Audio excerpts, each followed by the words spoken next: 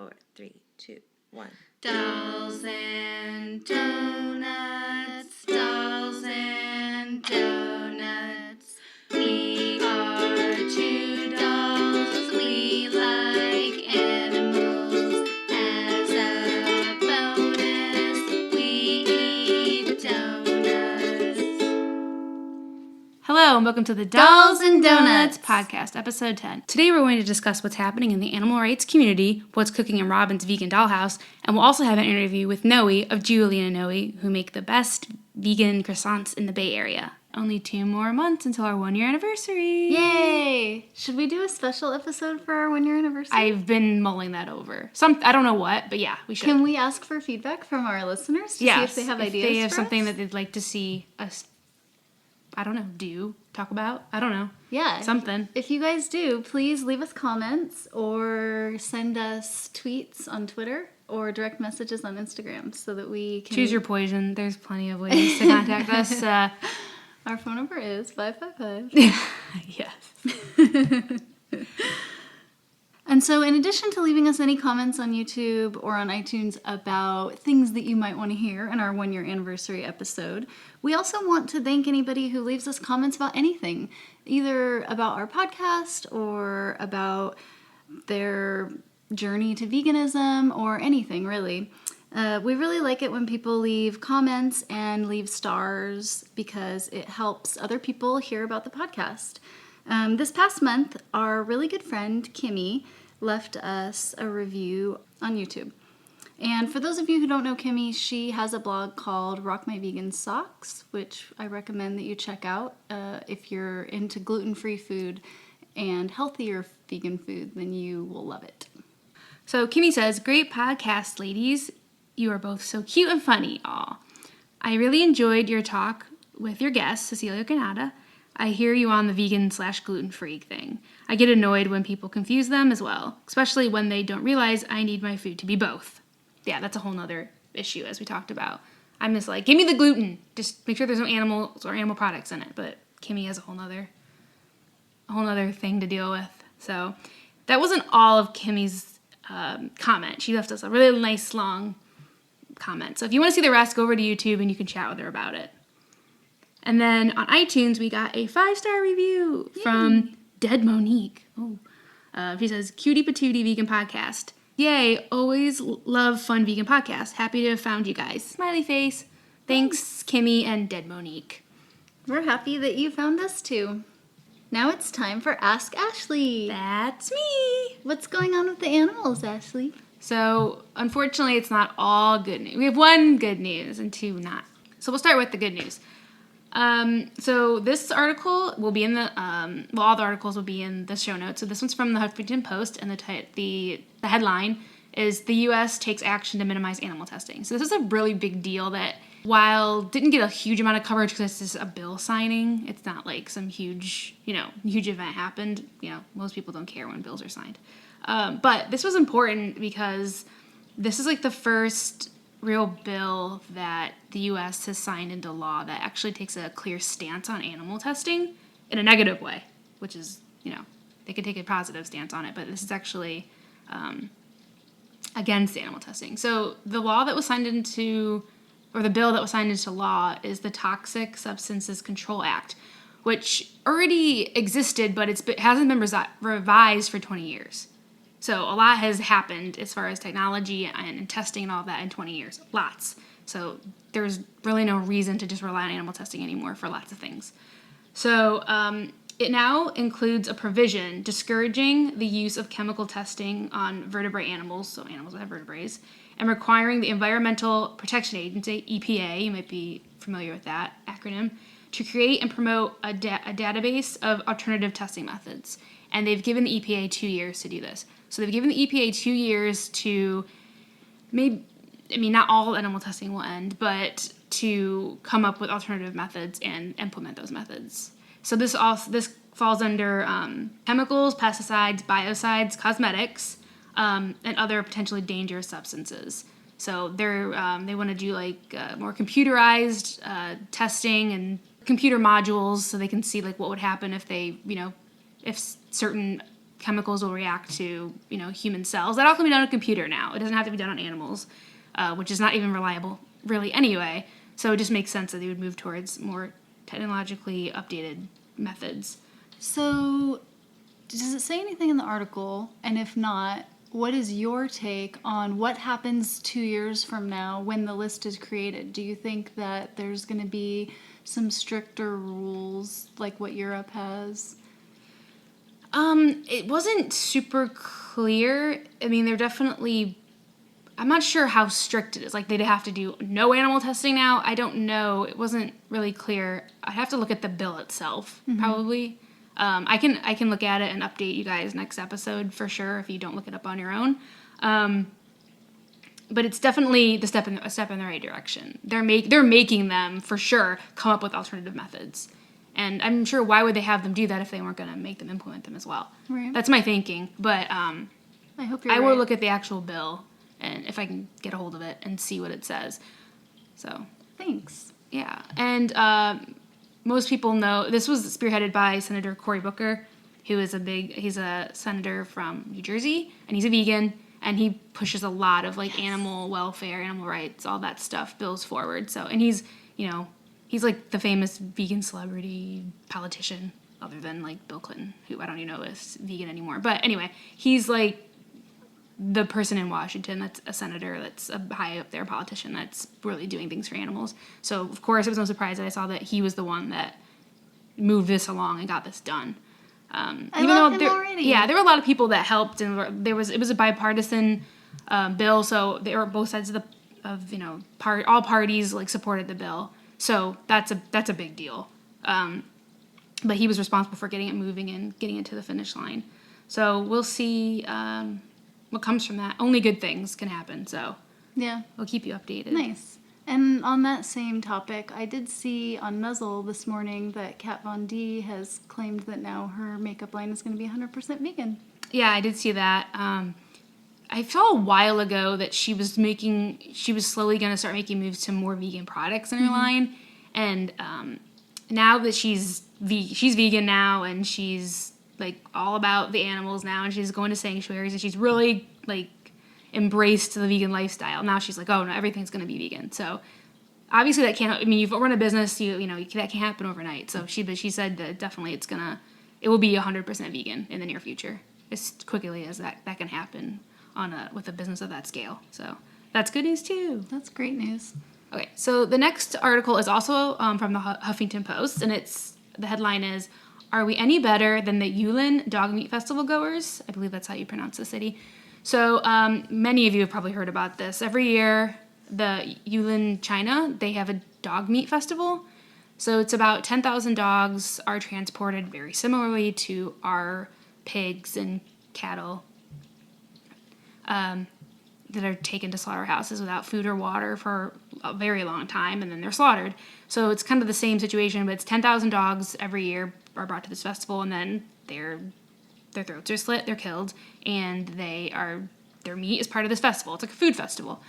And of course, everyone in the Western world is just absolutely disgusted with this happening, because how could you ever kill a dog? How could you ever eat a dog? That's just beyond inhumane, and it's just so horrible, which I agree. But the whole part of this article, it's less about the facts of the festival, and it's more about making you think, well, what's the difference between the dog festival and a barbecue festival that we have here that's full of animals too, that are probably, possibly smarter than dogs, or just as sentient and feel pain just like these dogs do when they're slaughtered. So it's just a piece to that's interesting. Maybe if you want to pass it along to somebody that's a real dog lover, it might, spark something, some logic in their brain, because there really isn't any difference. And it does kind of give some perspective. It says that while there's only 10,000 dogs that will become meat for this festival, multiply that number by 100, and that's how many animals pass through American slaughterhouses every hour, every day in this country. Every hour. Yeah. So, we're talking about, this is horrible. I'm not saying it's not, but you have to put in perspective of what we're saying is okay to happen in this country, while judging this other country for doing something that's just as bad. Or, it's, people aren't thinking like that. So this is a good article. It has a lot of like pieces like that maybe, I mean, I'm sure we have mostly vegans or vegetarians that are listening, so they probably aren't eating cows and pigs or dogs for sure. But if you have a really, big dog lover in the family that's really outraged by this might be a good article to pass along to them. I do actually have a friend who is a dog lover who eats animals. Yeah. Who eats other animals. Yeah, this is it's happening soon, or it may have just happened. I'm not sure on the date, but every year it rears up again. Celebrities are freaking out about it. There's all these, I get petition after petition after petition in my email about this festival, and it is horrible, and it should stop. But, it's time to, like, glass houses type of thing. Like, so people need to definitely look at what they're contributing to in this country, as well as looking outside and judging everyone else for eating a different species of animal when they all suffer the same. So, like I said, it's less about facts about that, but it's an article that will make people think and make you think, perhaps. So I thought it was important to bring up. Okay, so the last article is from Vice.com, and the headline is, Brazil brought out a Jaguar for an Olympic torch event and then killed it. And that's pretty much what happened. So I do know, like, the kickoff to the Olympics has already started because it takes forever. By the time that the one Olympics ends, they already are on to the festivities of the next one and getting ready for it. So the Olympic torch goes all around the world and then ends at the city that the Olympics are going to be held. So it made its way through Brazil. Since Brazil has like the Amazon and that's, their thing, every country tries to like bring a flair of their country to the ceremony. So Brazil brought out a Jaguar that was like chained up, and they had the torch and the ceremony, and it was like pictures, and it was amazing and great. So at the end of all this, after the spectacle was over, they take the Jaguar back to a zoo that was on a military base, and it escaped from its handlers, right? It got away. Mm-hmm. And so they tranquilized it with like 4 tranquilizers, and it didn't quite put the animal to sleep. He was still kind of trying to get away, or probably terrified, and so they shot and killed it. So, all because they had to take it out for some stupid spectacle. Which is supposed to be, this Jaguar was supposed to be like a symbol of their country for the Olympics. It was part of the ceremony for that reason, and like the wild majesticness of Brazil. And then they just shoot the thing, because it got loose. And of course, everyone was outraged by this, rightfully so, because it was a ridiculous reason to have the animal out anyway, and it's a wild animal. So let's set aside the reason, let's set aside all the like zoo things, because that's obvious, everyone knows that. But to have it come out for this event that's all about world unity and respecting each other and respecting, other people's cultures and all of this, and then this animal's just put down. And then in response to the public outcry, the Olympic Games Committee said that it was, quote, saddened by the outcome and apologized for allowing the Olympic torch, a symbol of peace and unity among peoples, to be displayed next to a chained wild animal. I thought that was a pretty good response from them, because it is. The Olympics and the Olympic torch going around the world stands for something. It's supposed to anyway. And to have it kind of turn into that is not what it's about. So hopefully other countries, because that's going to go around to all these countries that want to make a statement. They want their country to like have something special, and hopefully they learn from this, that it's not worth it to belittle some animal to like get on the news or get on CNN or whatever. So the poor Jaguar. I agree that it was a nice apology, but I also feel like they have consultants that come up with those apologies for them. Yeah. A better apology would be them donating money to help wild animals. And the thing I'm not clear on, I don't really know how this works. I don't know if the countries, like their local government or their state government, their federal governments come up with these, and I don't know how involved the Olympic Games Committee is in the actual ceremonies for each. I would doubt that the Olympics Committee is intimately involved in planning each of these ceremonies around the country. I would think that the country plans it, the torch comes through, and it's documented, and then it goes on. So I'm taking this apology from the perspective that they're just reacting to what happened with Brazil's government's choices. That's how I'm taking it. If they were more involved and they had okayed this, I would not really accept just that 2 sentences and that be it. You know what I mean? So I'm not sure how involved they really are. Maybe someone can enlighten us on that, because I don't really know how it works. But I will, if they're just, if they're just making a statement because it was associated with, the torch going around, then I think it made a good statement. But otherwise, I wouldn't be as happy with the apology. Yeah. So. Okay, so what do we want to talk about next? How about some dinner at the dollhouse? Dinner at the dollhouse. So here's what I've been doing instead of making dinner. I am addicted to the Pokemon Go game. Oh my God, Robin. It's so bad. People literally are just. Have you seen that video about people in New York? No, I haven't seen anything. Like running through the streets trying to get a freaking Pokemon. I'm too busy playing the game to watch what the rest of the world is doing. It's kind of scary. It's a very. I think it's a commentary on our world today. Okay. A scary one. Matt and I downloaded it. I caught one. I said, "This is stupid," and I didn't open it again. I think if I would have only tried to do one, I wouldn't have gotten into it. I think you have to play it for like a whole day and like level up before you start to get more into it. Then I definitely won't do it again because I don't want to get. Oh, you'll get addicted. Yes, I don't want to. Yeah. I have enough going on. Okay. Yeah. I have enough to do, so I'm not gonna start getting sucked into these games. Yeah. So anyway, I haven't really been. So I've been making really easy dinners. I've been taking them to the park, and I've been picnicking in the park so that I can catch Pokemon while I eat dinner. Oh my God. This is is a my problem. life. I have a huge problem.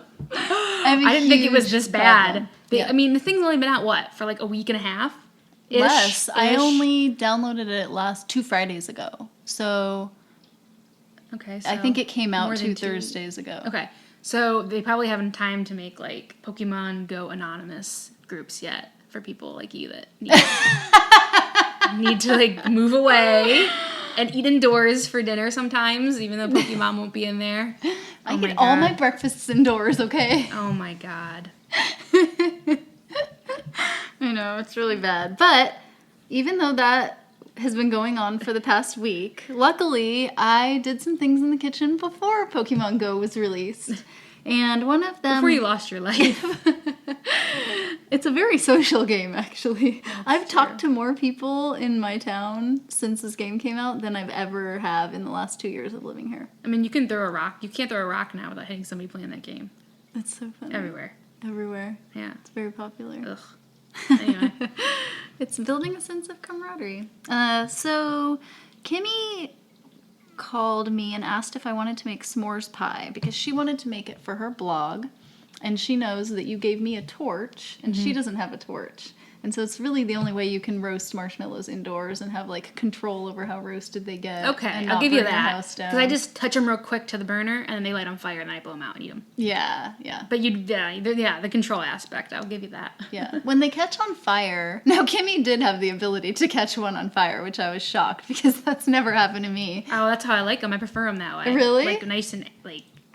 And whatever. blackened? Yeah, ashy or whatever. They don't It's, look like, as full pretty of in pictures. No, they don't. But they're yummier, I think. Oh, okay. Yeah. I'm not really a marshmallow fan in general. I wish I wasn't. I love them. I can't even like bring them in the house. Like if I'm making something and I need marshmallows, like I'll have them. But if I don't use them all, I'll just eat out of the bag. Oh. It's bad. Wow. Yeah. So I just try. I should have given you some of the tartlets. No. Thank you. It would have been delicious, but bad for me. I'm trying to do better. I'm doing better. So when you go to your Pokemon Go anonymous group, I'll go to my Marshmallows addiction anonymous group. All right, sounds good. Maybe we can merge them. Be in the That same would be room. interesting. So Kimmy made a really healthy, very delicious s'mores pie, which probably isn't even on her blog yet. It'll probably be posted. Well, maybe by the time this comes out. We record this in advance, just to warn you guys. It's not live. It's not live. We don't want to disappoint anyone, but spoiler I don't mean to alert. rock your world or anything, but... So maybe it will be. So you can check her website for hers, which will be a healthy raw pie except that then it has marshmallows on top. Mine, on the other hand, was not healthy at all, and they were baby tartlets that were like maybe I would say bite size, but maybe 2 bites. You can eat it in 2 bites, and those seem to be very popular on Instagram. But I didn't put them on my blog yet because I want to perfect the graham cracker crust recipe a little more. It wasn't sweet enough, I felt like. I didn't put enough sugar in. I don't know. If it has chocolate, graham crackers, and marshmallows, I'll eat it. I don't care. Okay, so that's what I've been making. I also am going to be having a back-to-school, kid-friendly chickpea moo-witch recipe that's going to be featured on the Cowgirls and Collard Greens blog, which for those of you who maybe just joined us and haven't listened to our other 9 episodes, we did an interview with Kaylee. So you can listen to that interview with Kaylee on episode 7 called Duckling Stalkers Anonymous. And in case you're wondering how we come up with all these wonderful titles, that is all Ashley's intellect. Thank you. If you want to call it intellect, that's fine. I won't argue. So it's just a chickpea salad sandwich, basically. I'm sure a lot of people have already had that or made it. I've been making the recipe for, oh my goodness, 20 years, I guess. One of the very first vegan recipes I ever learned how to make, actually. And but the version that's on her blog is going to be very cute. They look like cows because she's a cowgirl. Oh, that's cute. Oh man, they're going to be so cute. It's funny. I think a chickpea wrap was the first kind of thing that I dove into because it was so easy and there was no cooking involved. You just chopped everything up and blended it and put it in a wrap. Yeah. Or it's like a tried and true because I haven't been making it for 20 years, but it's good and I keep making it. So. Yeah, totally. So that'll be coming out on Kaylee's blog mid-August. So check that out. And I went to Boston for my first time ever, I think. At least the first time I remember. I was in town because I was going to a vegan wedding, which was actually in a town called Leominster, which is kind of northwest of Boston. And the wedding was vegan.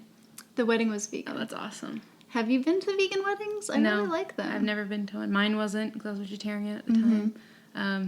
So no. I'm a fan. I would love that. I'm a big fan. Somebody of invite me to vegan their wedding weddings. if they're vegan. And yeah, so listeners, if you've been to some awesome vegan weddings, we'd like to hear about them, actually. All the vegan weddings I've been to have been great. The wedding was catered by Walnut Grill, which is located in Newton, Massachusetts, which I don't even know where that is in relation to Boston, but I'm assuming nearby. A suburb or something. And they had a buffet of maybe 10 different foods. I got to try something new for my first time, which was called a caperberry. It looked like an olive. I thought it was an olive, and then I ate it and realized it wasn't an olive. And the inside kind of reminded me a little bit of pickled okra, but it tasted like a caper. It was delicious. I'm a fan. Sounds fancy. It's my new favorite thing. Fancy for my blue. So the wedding was great, and all the drinks at the bar were named after her dogs, which I thought were really cute. Oh, God, that's so cute. And the dogs wore tuxedos and walked down the aisle. I didn't have Penny at my wedding. It would have just been a nightmare, but if she would, could have done it, I would have had her, and she would have been the flower girl. It was very cute. And also, somehow her dad managed to convince a neighbor to set off a fireworks show at the wedding. Oh, that's Which I was like, awesome. how? And I Fireworks guess is awesome. there's some state near there that you can just buy fireworks. Yeah, it's a state Okay. law about whether you can. So a lot of, you'll notice if certain states, if you cross the line, as soon as you cross the state line, it's like Nevada. As soon as you cross out of California, Nevada, there's casinos. Yeah. It's the same type of thing with fireworks in a lot of states. If you border a state where you can't buy them, you go just drive across and there's just fireworks stands and buildings and all over the place. So great. Same type of thing. Yeah. So yeah, and another thing that I don't take for granted. I guess it's the opposite. What's the opposite of taking for granted? But because we live in California, it takes us 10 hours to drive out of the state, I feel like. And for them, they can go from one state to another in an hour. Yeah. Because they're all these the tiny East Coast states. is a lot. The states are a lot smaller. Right. Yeah. So it's not really a big deal for them to just drive over to New Hampshire. No, and yeah, pick up some where I fireworks. grew up, it was 2 hours to, not even, hour and 45 minutes to Michigan. Okay. Yeah, Yeah, that's close. and going the other way was a little further, but like Canada is right there, like, Pennsylvania is right there. I would fly into Pittsburgh sometimes if I was going home. Yeah. So yeah, I get what you mean. I mean, we drive farther than that to go have vegan tea. So Yeah. it's like Yeah. So the states out here, I think they just got like, they're like, oh, we're gonna be so intricate and like really plan out like these little shapes or whatever. But a river is gonna make, this is gonna be the border. And by the time they got over to us, they're like, just make them squares. You know what I mean? Just make them blocks. We don't have time for this. You know what I mean? There's gold. Just make it a state. They didn't like bother with like pretty shaped states. Like Ohio, that's shaped like a heart. So, Aww. Yeah, That's very cute. and it's like if the U.S. was like a chest, it would be where the heart should be. Oh, really? Yeah. Wow, That's like- they really did some planning on that, huh? So, yeah, so when they got over here, they were like, bah, who cares? So, yeah, it is easier to try, like, kind of like state hop or city hop over there. Yeah. Yeah. Sounds like it. Yeah, so it was the wedding was really close. Even though it was only like an hour outside of Boston, it felt like a completely different place. We were like in the woods and they live on this lake. So it was this beautiful lake and the fireworks were over the lake and you could see them shimmer on the water. Oh. It's just beautiful. And there's like wild bunnies hopping around. I'm like, where am I? That's so cute. It was like a fantasy land, but they were like, yeah, but then I looked next door at the next door neighbors because the wedding was at their house. Yeah. And I looked next door and there was this big thing and I was like, what is that big thing? And they were like, oh, it's a snow plow. So Oh, yeah. it's like beautiful. Yeah, for you were in the 2 summer. months out of the You were year. in the summer. Yeah. Yeah. Mm-hmm. Yeah. So I can't live there ever. But Boston did seem really vegan friendly. A lot of things were closed when I was there because it was 4th of July. Oh, okay. Yeah. So unfortunately, I didn't get to try everything that I wanted to try, but I went to a place called Red Lentil, which I don't know if I just ordered badly or if my standards are too high, but I wasn't a huge fan of what I got. The seitan was too spongy. I don't like spongy seitan. It's not great. I want it to be chewy. That is preferable, please. I don't eat too much seitan. So I guess I haven't like developed a strong opinion on it. Oh, I definitely have a strong opinion about everything in life.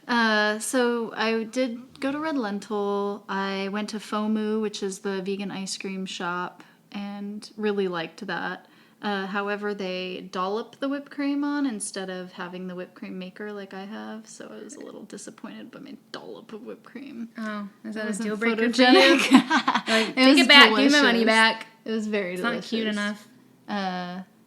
And This whipped cream should what be else shaped did as I a hot have? air balloon with like little cherry people in the basket. Aww, that's such a There good you idea. go. There you go. I'll give it to you. I expect to see that on the blog. Okay, where else did I go? Oh, Veggie Galaxy, I recommend. It's not all vegan, which I was surprised about. But It's all vegetarian, at least I would hope. yeah, so it's like Saturn Cafe. Okay. If I had to compare it, but way Yeah. better. Okay. So, like, I wanted coffee because I got there in the morning and they didn't have creamer that was vegan. So instead, which was really nice, I noticed they had root beer floats on the menu and they had FOMU ice cream. So I asked them, and they had cold brew, and so I asked them if they could make me a cold brew float, and they did that. So Okay. at least they were willing to make me something something work special for you, that yeah. was on the menu. And then I just had like a build your own omelet, which I think is nice. I love building my own things. I want to be able to customize things to my liking.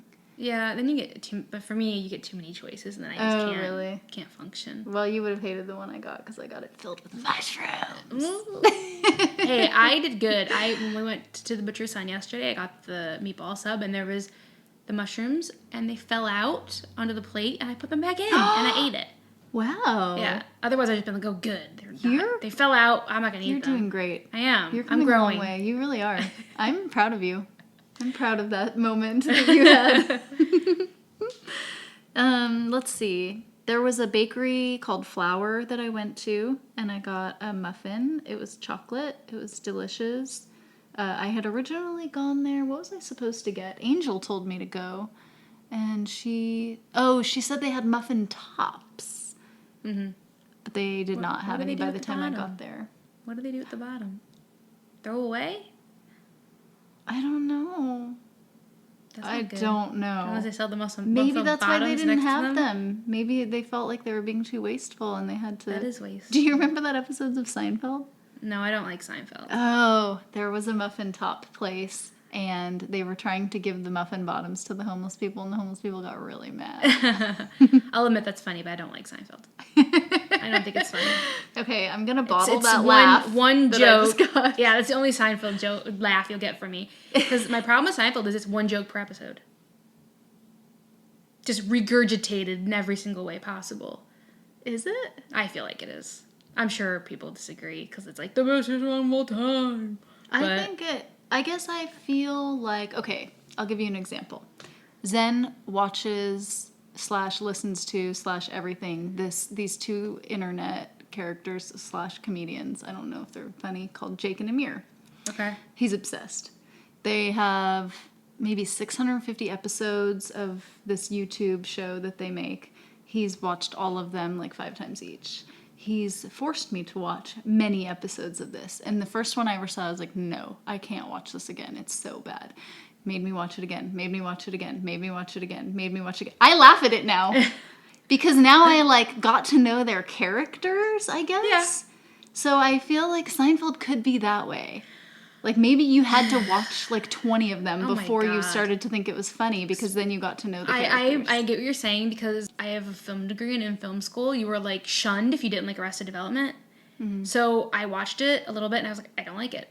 It's not funny. It's not funny enough. Like to waste your time. Yeah. And so I watched every freaking episode. So at the end I could say I don't like this show. And people couldn't say, well, you didn't watch enough to get it. So I literally, like, out of spite, watched every episode of that show. Maybe laughed like 4 times, like, out of the whole time. Like, I'm not saying there was so awful. I'm not saying there wasn't funny moments. Right. But not enough. Not enough to make it worth your time. Like, I think, like, watching Raising Hope, I'm, like, freaking peeing my pants every episode. I hope you're not. And it's really, tight. Literally. No, not literally.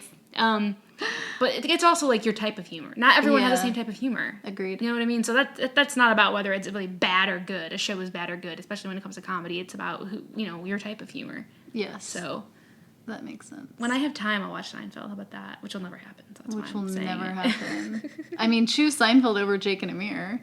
Okay. If you have to choose. All right. Although I wonder if Seinfeld would be funny now because when I watch shows from the 80s or whenever that was from, I'm like, this is the worst thing ever. They don't hold up. They don't.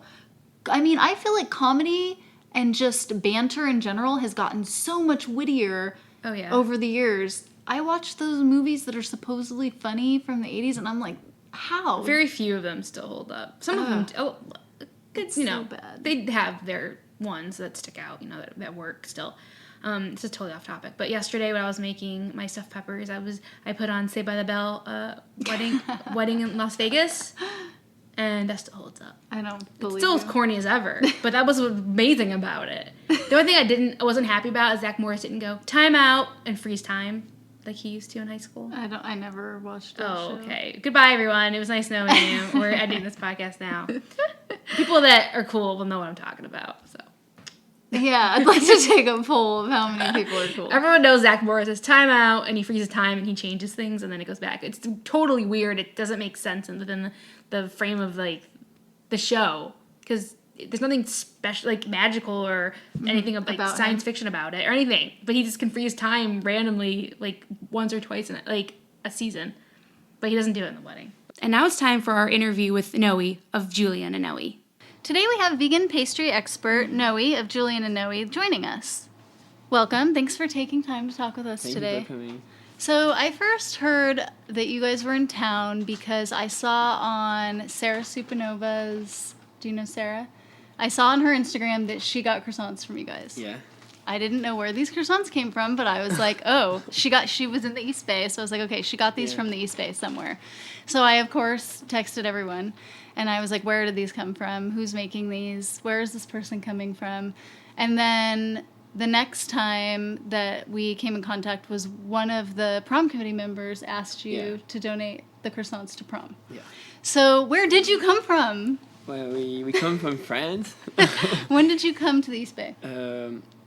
So it's very long story Okay. that we can't speak. Do you want to all tell me like the extensively. abridged version? But yeah, so the abridged version is that we were exchange student in UC Berkeley Oh, okay. in an entrepreneurship program, and we were the idea was to play around ideas and team and come with an idea and in 3 or 4 months to go as fast as possible and create a venture.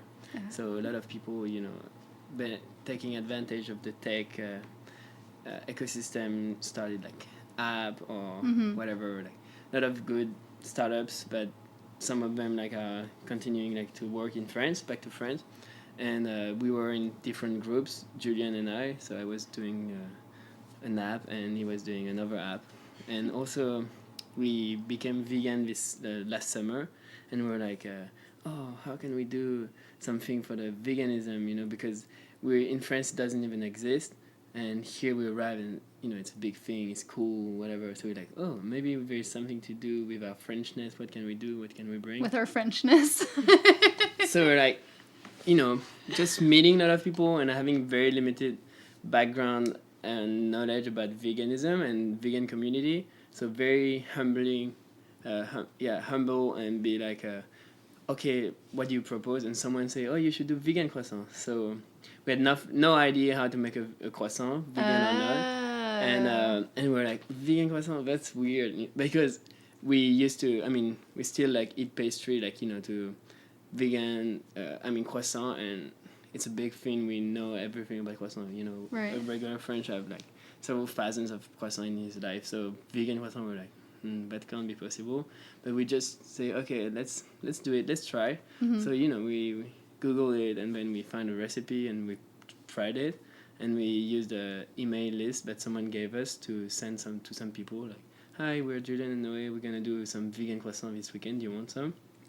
And then like 30 people say, oh man, even not, like 20 people say yes. So we had our 50 croissants to bake, and it was terrible. We made them.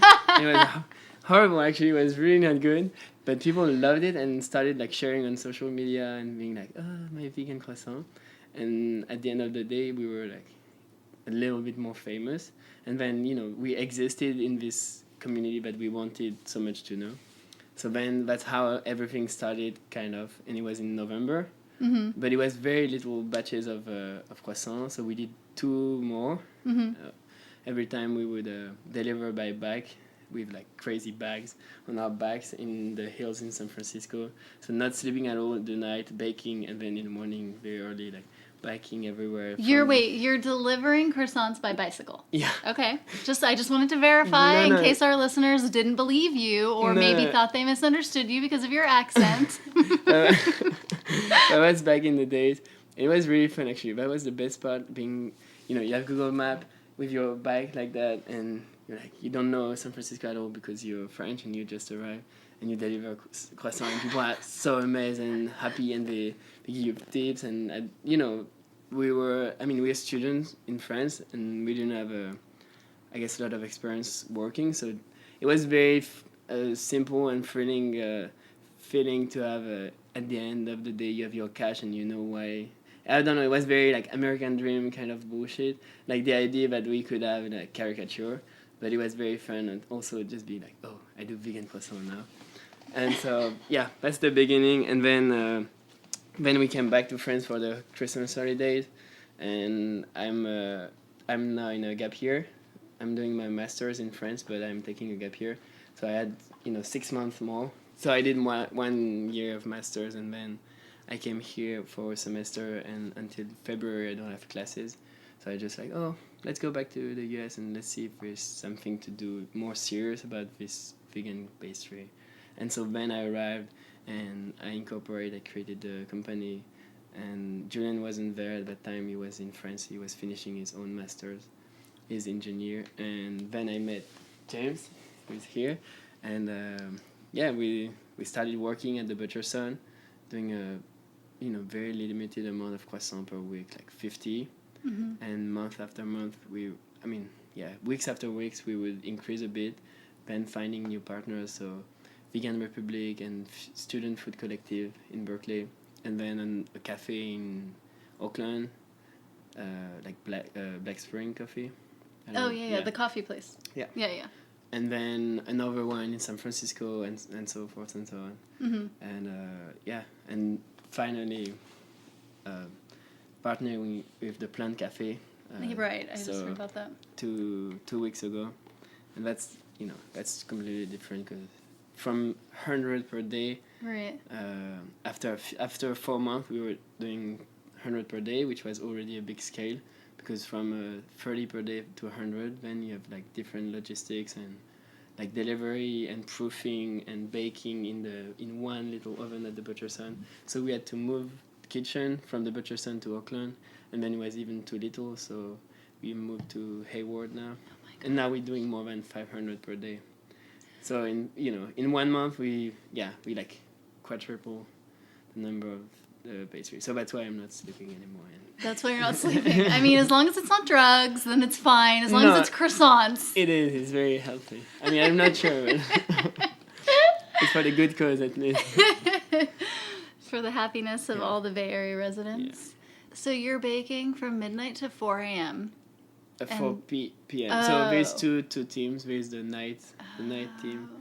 It's very funny because we were doing a party just like a few days ago here in the garden, and we were 10 people were like working for the company kind of. So it's all our friends who do delivery and help in a way or another, and we're like, wow, that's so many people who are involved in, and it's very cool because of that too.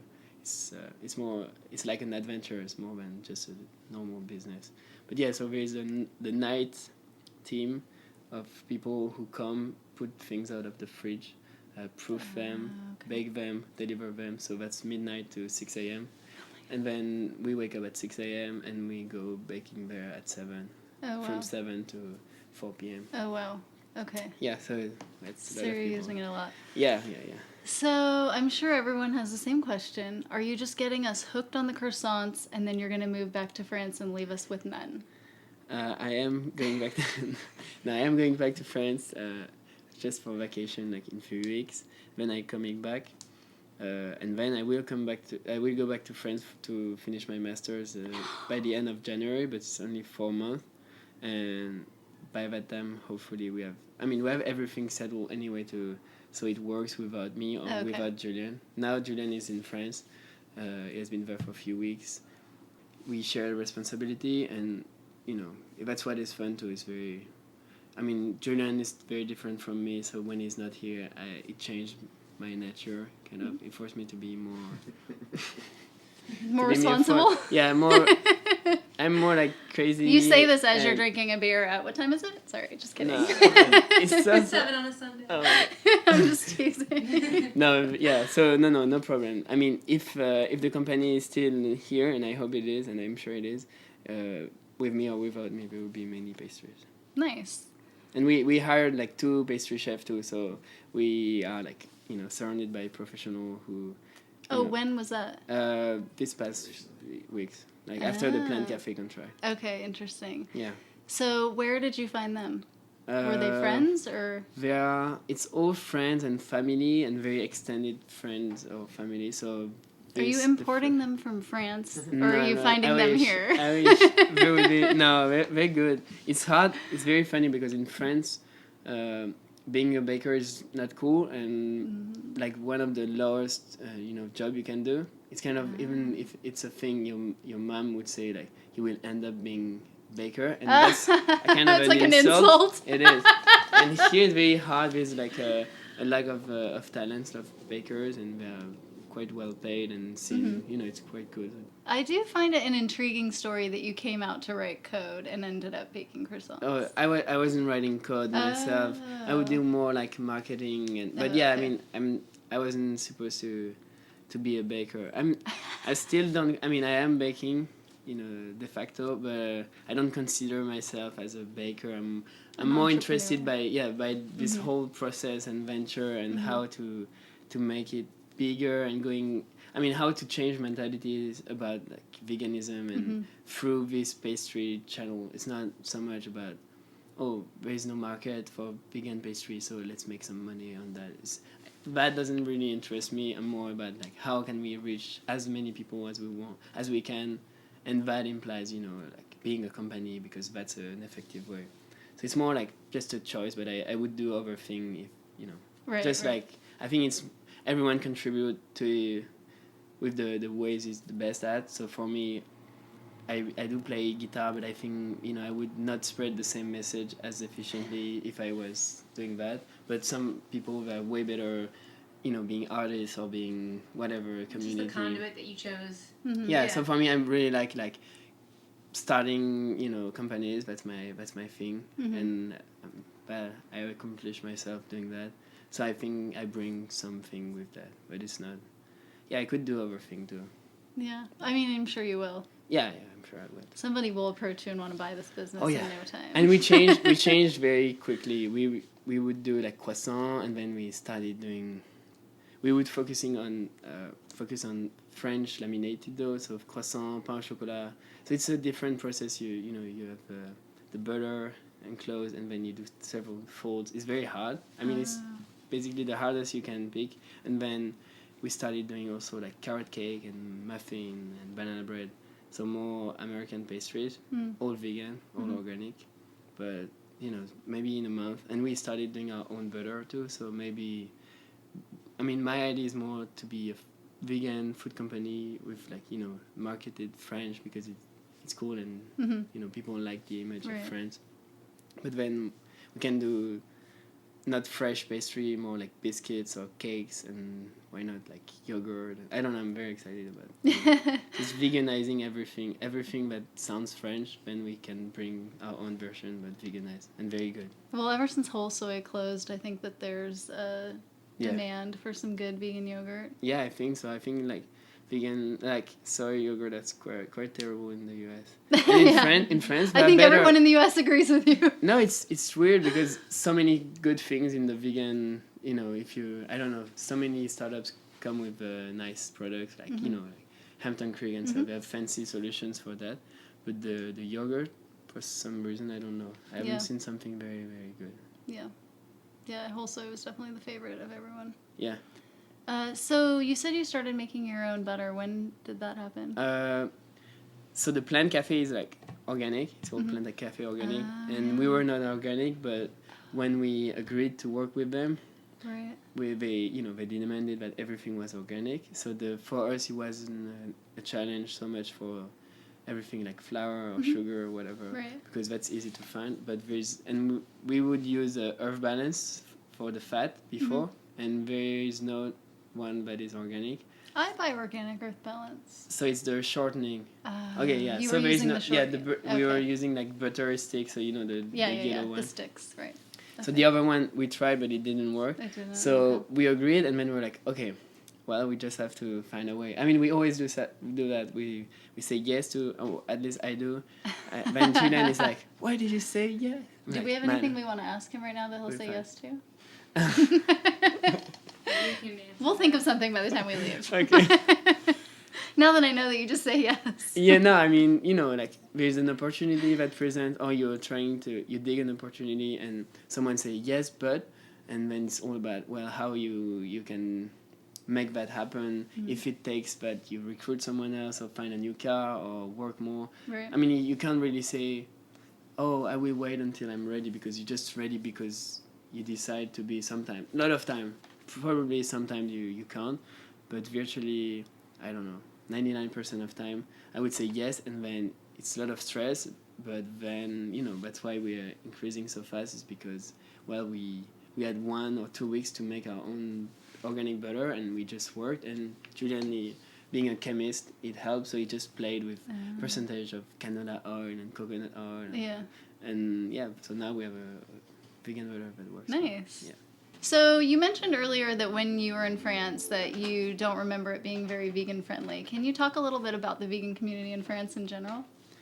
I kind of bit, but I have a limited knowledge again, because I became vegan last summer, and I was When you were traveling. here? No, Or- when I was Okay. traveling. I was traveling in Dominican Republic. My brother used to live there, and he became vegan because of his girlfriend. But I didn't know, so I met them. I met her, and I saw my brother being vegan. For me, it was like absurd. It was like, no, you're not vegan. I mean, because last time, you know, we would all eat meat and everything, and then I arrive and it's like vegan. So it was interesting to see how in 1 week then they just convinced me, and then I arrived here. So from then I finished traveling there, and I went to the US.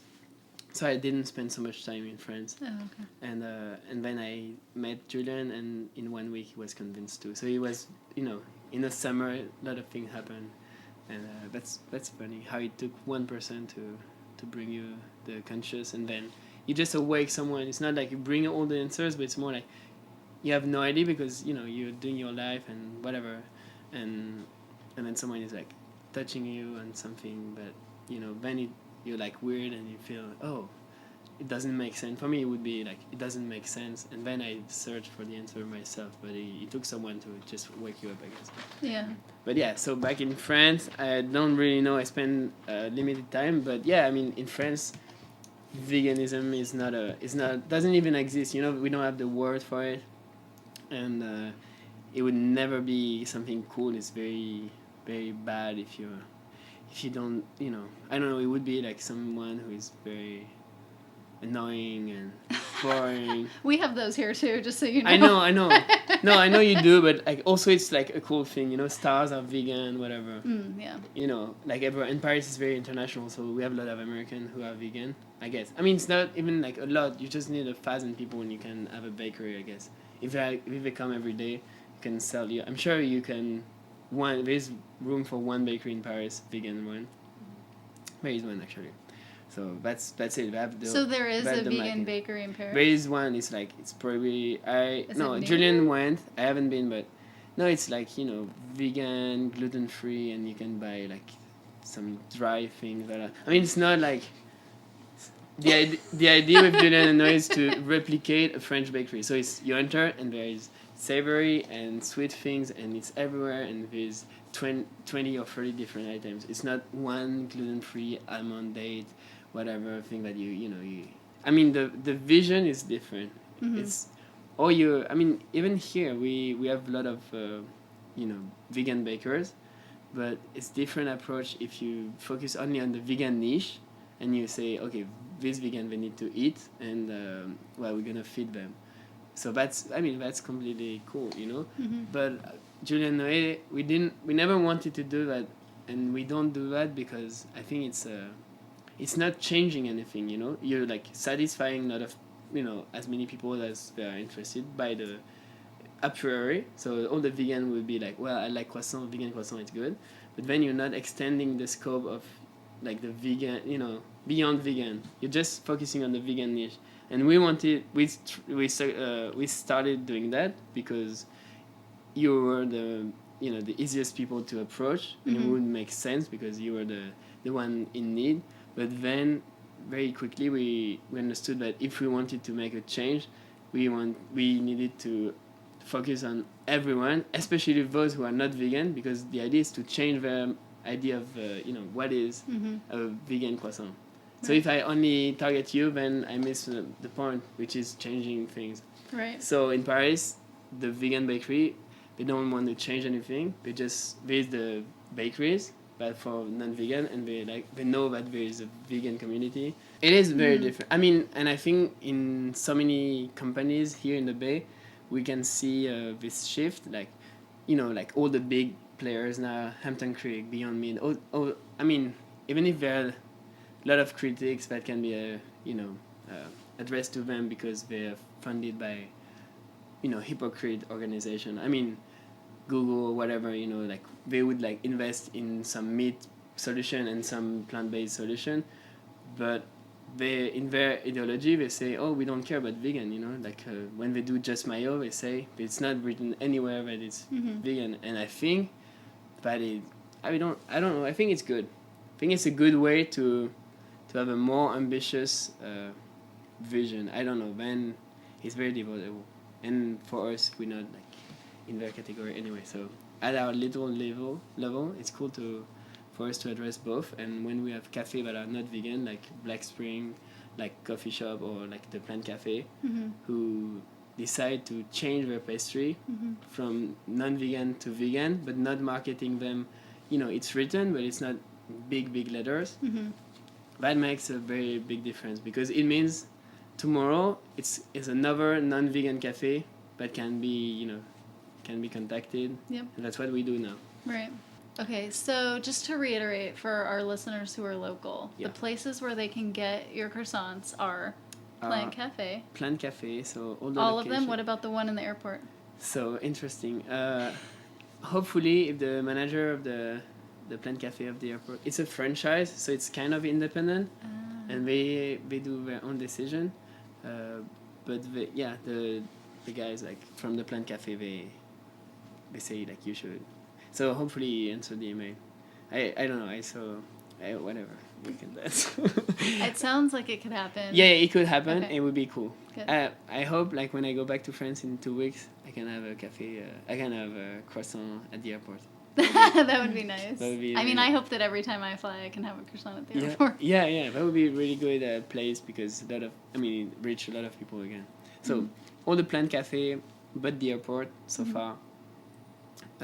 Coffee shop on Mission. So it's a place called Coffee Shop. Yeah. Very good coffee too, and very nice owner. Nice. Wilson, it's funny. And Black Spring Okay. Coffee. That's in Oakland or It's Brooklyn? in Oakland, Oakland. Okay. on Telegraph, Mm-hmm. and 30th Street. Then Butcherson, of course, Mm-hmm. which is like very cool for us. So those are the main places. Yeah. And that's has it. anyone approached you and asked you to mail them croissants? Yeah. And do you say no?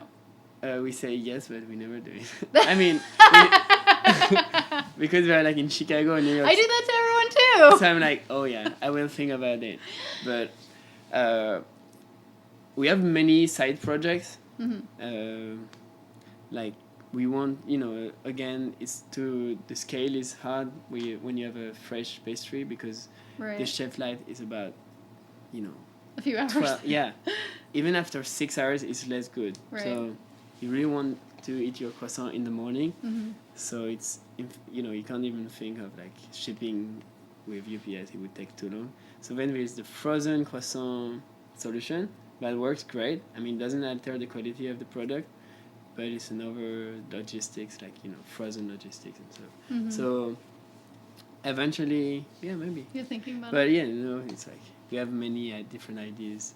But first we focus on the wholesale accounts, and yeah, the next step I guess is to open a place, like physical place of ours. So having a bakery and being more free to use it as much as we can, Mm-hmm.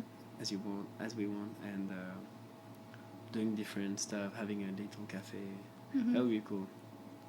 Okay, so if any of our listeners want to get a hold of you because they want you to have your baked goods at their store, how do they get a hold of you? So our website is julienandnoe.com. Pretty straightforward. And I don't know if they know how it's spelled though, because Julien, the thing is with a A, so it's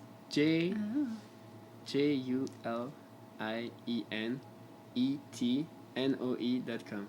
Okay. A We'll put it in means the show yeah, notes, okay, too. cool. And my email is Noe, Noe at julienandnoe.com. Okay. So yeah. And I follow you on Instagram.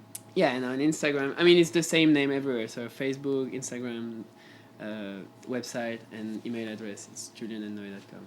Okay. Yeah. Awesome. All right. Thank you so much. Wow, you're welcome. Thank you so much. Alrighty, so that wraps up our 10th episode. If you're listening on YouTube or on iTunes and you haven't already subscribed, please do. And you can leave comments, and on iTunes you can rate us 5 stars to help us rank higher. Our podcast is on Instagram at Dolls and Doughnuts. The and is spelled out, and we're on Twitter. But on Twitter, we are dolls_donuts because they are mean and they have character limits. So last episode, I asked for my birthday wish for people to ask or tell their friends or ask them if they would like to listen to the podcast. So I'm kind of curious if anyone is a new listener this month. And if so, reach out to us and let us know. And Kimmy did say in her comment that she told a friend. Nice. So, Thanks, Kimmy. yeah. And thanks to all of you who told a friend. and made my birthday wish come true. So Ashley, if people want to find you on the internet, where do they go?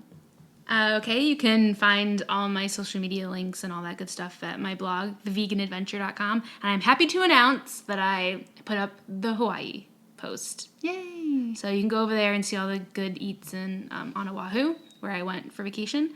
And I also updated the Oakland post because I finally got to the brick and mortar Hella Vegan Eats location. So I was able to put that up. So Oakland's updated, and there's more updates coming. Portland from our trip, I still have to update that, and a bunch of other places. And I'm traveling a lot more. I have a bunch of travel scheduled for the end of the year, so that'll all be coming too. Not sure, to be determined locations. So, and FYI, the Saved by the Bell Wedding in Las Vegas is on Hulu, so you can watch it for free on there if you. Well, it's not for free, but if you have Hulu, you can watch it on there. And this episode was sponsored by past episodes of Saved by the Bell. If you want to find me on the internet, you can go to vegandollhouse.com. I am also Vegan Dollhouse on Instagram, Twitter, Periscope, Snapchat, and you can send me an email at vegandollhouse@gmail.com. Okay, thanks for listening. Bye. Dolls and donuts, dolls